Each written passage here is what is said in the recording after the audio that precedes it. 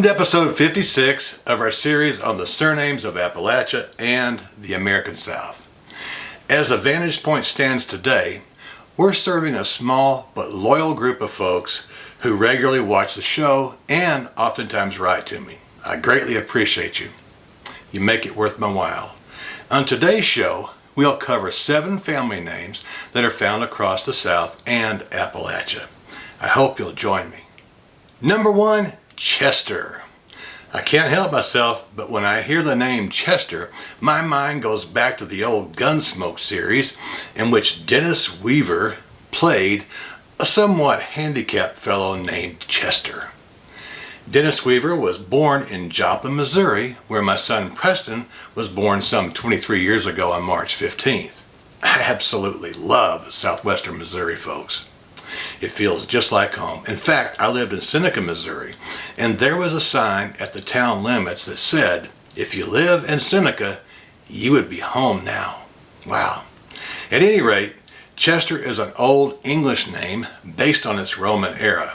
It meant, or a walled city.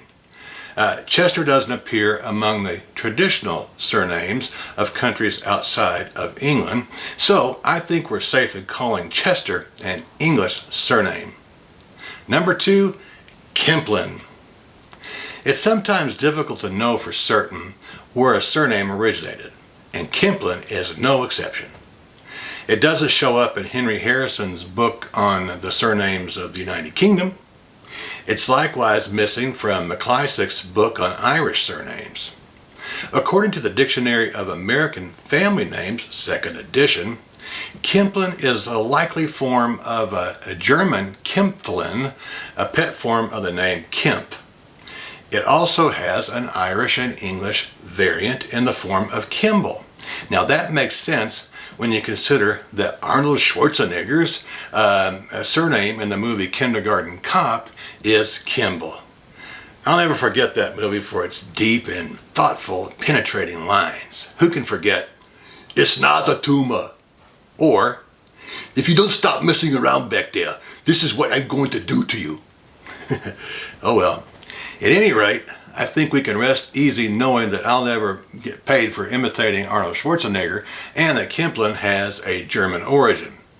Number 3, Lay. As I sit here at my computer and large monitor, I'm thinking of dill-flavored potato chips made by Frito-Lays. As with other short and simple names, Lay has several possible origins. It can be an English form of Lee, a shortened form of the Scottish Maclay, or a form of the German. It can also be a French habitational name or even a Chinese family name. Given that its presence in Appalachia dates to before the Civil War, we could discount the Chinese origin. Still, one would need a paper trail to determine the origin of your specific line of Lay. And of course, Lays would be the son of Lay. 4, Kelley. In my neck of the woods, there are a lot of people named Kelley. We had some close friends in Grenada, Mississippi named Kelley. Kelley is the second most common or numerous surname in Ireland, so it's an anglicized form of, or, members of the various Kelley clans have moved about the Isles, as well as America, Canada, and the lands down under. Its origin, however, is definitely Irish. Number 5, Peters. My first grade teacher at OW Homeschool in Detroit, Michigan was named Mrs. Peters. I remember her well because she reminded me of my mom. My mom was an excellent teacher of little kids. Though she didn't finish the 7th grade, she was able to teach me how to do my multiplication tables and how to count by 5s and 10s. She also taught me how to tell time and how to tie my shoes. Thanks, Mom. I suppose it was my association with my mom that made me see Mrs. Peters as a memorable person. As most of us know, Peter is a Greek biblical name for a rock. The Apostle Peter was an evangelist for the Jews. Peters means the son of Peter. Wherever one finds Christianity and an anglicized form of biblical names, one will find Peters. Like the surname Lay, one would need a paper trail to determine the origin of your line of Peters. Number 6, Robinson. Well, a few weeks ago we covered robins, and so it's fitting now that we step forward and cover the name Robinson. As we found in our research on robins, Robinson shares a similar origin. It means the son of Robin. Robins could also mean the son of Robin.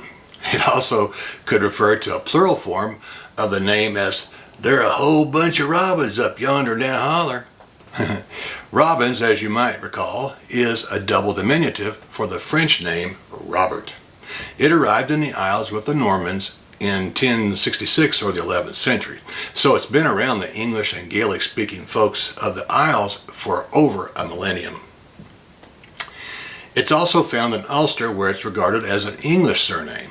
It's been in Scotland since, get this now, the 1400s, so it has a wide distribution across Great Britain.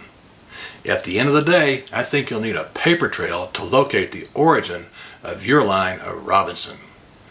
Number 7, Goble. Right now I'm showing my age because I'm recalling George Goble, an actor and comedian from the 1950s through the 1960s. I don't remember the 1950s, but I definitely remember the 1960s. I was not a big fan of his, but he was on TV all the time, it seemed. George's last name could be of French or German origin, but their meanings are quite different. In France, Goble refers to a drinking vessel cup. In German, it meant good and bright. I didn't find it listed in Harrison's book, so it looks like it came straight to America from either France or Germany. A Y chromosome DNA test might be useful. French DNA can be RL121 or IM253, but in Germany, one is more likely to find R1A or R1B U106. Well, folks, that's all I have for you today. I really appreciate you for joining me on this short excursion into our family histories.